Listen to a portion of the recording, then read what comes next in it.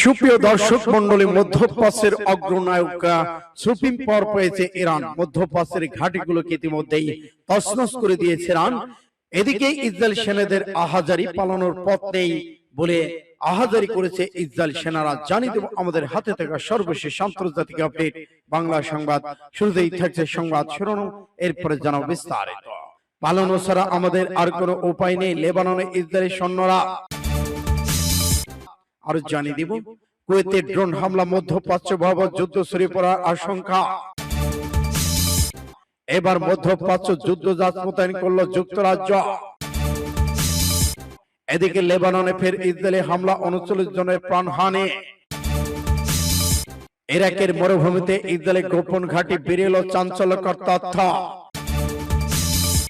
এদিকে সামরিক অভিযান চালিয়ে যাওয়ার নির্দেশনা মোস্তফা খামেনির। আড়ালে থেকে ইরানের যুদ্ধ কৌশল নির্ধারণ করছে মোস্তফা খামেনি। এবং সর্বশেষে জানিয়ে দিব চাঞ্চল্যকর তথ্য, নেতানিয়াহুকে এলেই গ্রেফতার করা হবে আমদানি ঘোষণা। এতক্ষণ শুনছিলেন সংবাদ শিরোনাম, এখন বিস্তারিত। তবে অনুরোধ থাকবে এই ভিডিওটিতে একটি লাইক দিন এবং কমেন্টস করে জানিয়ে দিন আপনি কোন জেলা থেকে বা কোথা থেকে আমাদের সাথে যুক্ত রয়েছেন। ইরান ইসরায়েল যুদ্ধের আপডেট বাংলা সংবাদ হাতে পেতে চ্যানেলটি সাবস্ক্রাইব করুন, আমাদের সঙ্গে থাকুন। ধন্যবাদ। পালানো ছাড়া আমাদের আর কোনো উপায় নেই, লেবানন ইসরায়েলি সৈন্যরা। ইসরায়েলি গণমাধ্যম হিজবুল্লাহ ড্রোনের বিরুদ্ধে দখলদার সরকার সেনাবাহিনী অক্ষমতার কথা স্বীকার করেছেন। ফার্স্ট টুডে জানিয়েছে, দক্ষিণ লেবানন মোতায়েনের দখলকার সৈন্যরা স্বীকার করেছে হিজবুল্লাহ ড্রোন থেকে নিজেদের রক্ষা করার জন্য তারা মাছ ধরার জলের মতো সাধারণ পদ্ধতি অবলম্বন করেছেন। তারা আরো জানায়, এই কৌশলের মাধ্যমে তারা হিজবুল্লাহ ড্রোন বিস্ফোরণের প্রভাব কমানোর চেষ্টা করেছেন। সৈন্যদের মধ্যে একজন, যে কিনা ষষ্ঠবারের মতো লেবানন এসেছে এবং বলেছে ইসরায়েল এ প্রতিনিয়ত হুমকির মুখে রয়েছেন। আজকে কিনে পেলে ছাড়া এই ড্রোনগুলো মোকাবেলা করা তাদের পক্ষে উপায় নেই। এই দখলদার সৈন্য আরো বলেছেন, দিনে বেশ কয়েকবার হিজবুল্লাহ ড্রোন হামলার সাইরেন বাজে এবং হিজবুল্লাহ নতুন কি ড্রোনগুলো শব্দ প্রায় শোনা যায় না।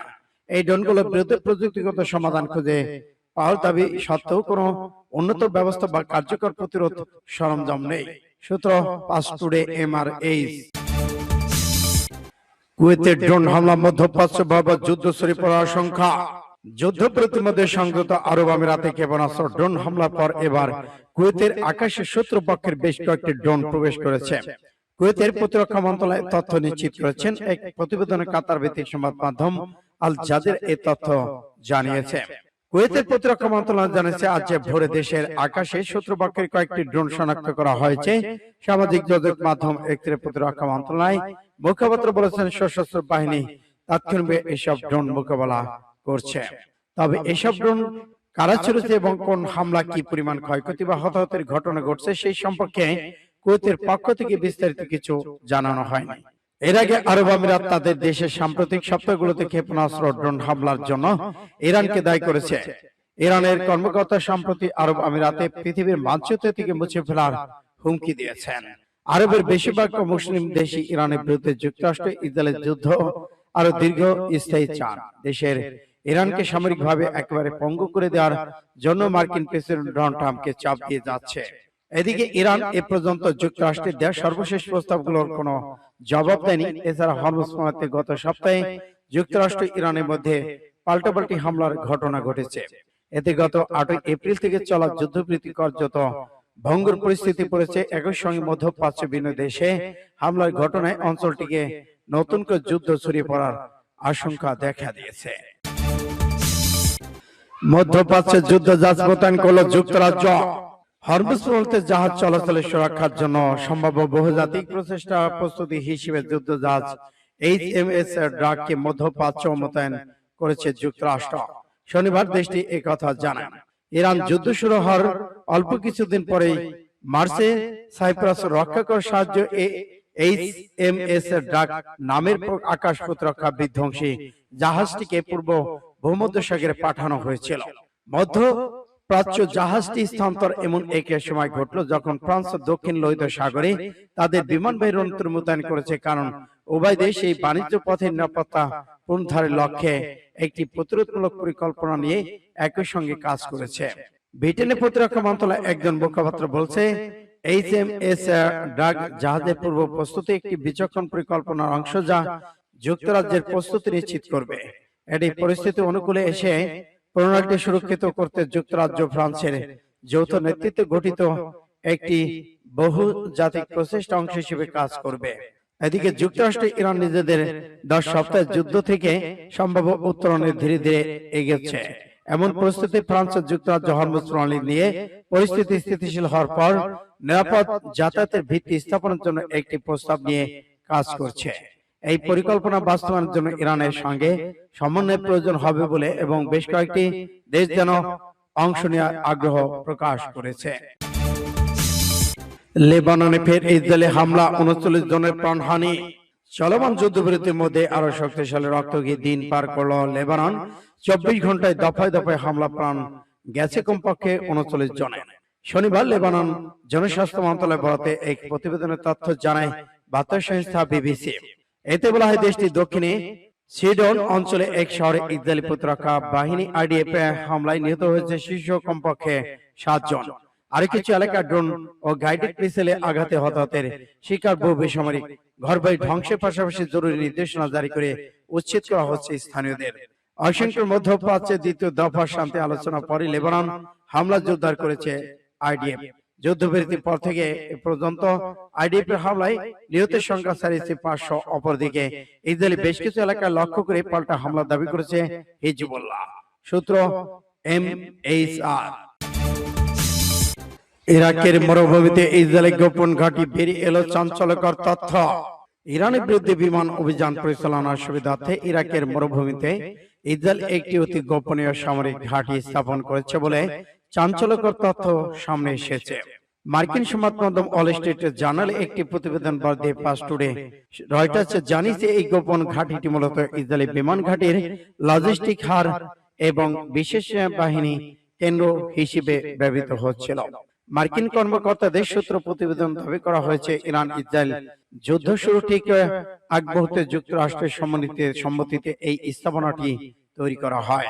এই সামরিক আস্তানার মূল লক্ষ্য ছিল ইরানে হামলা চালিয়ে ফেরার পথে ইসরায়েলি যুদ্ধবিমানগুলোকে সহায়তা করা এবং কোন বিমান বিধ্বস্ত হলে পাইলটদের উদ্ধারের দ্রুত অনুসন্ধান উদ্ধারকারী দল মোতায়েন রাখা। এদিকে ওয়াল স্ট্রিট জার্নাল অত্যন্ত সুকৌশল নির্মিত এই ঘাঁটি দীর্ঘ সময় লোকচক্ষুর অন্তরালে ছিল, তবে গত মার্চ মাসের শুরুর দিকে এই গোপনীয়তা হুমকির মুখে পড়ে। ইরাকি রাষ্ট্রীয় গণমাধ্যম তখন জানিয়েছিল স্থানীয় এক মেষপালক ওই এলাকায় হেলিকপ্টার সহ অস্বাভাবিক সামরিক তৎপরতা লক্ষ্য করেছেন।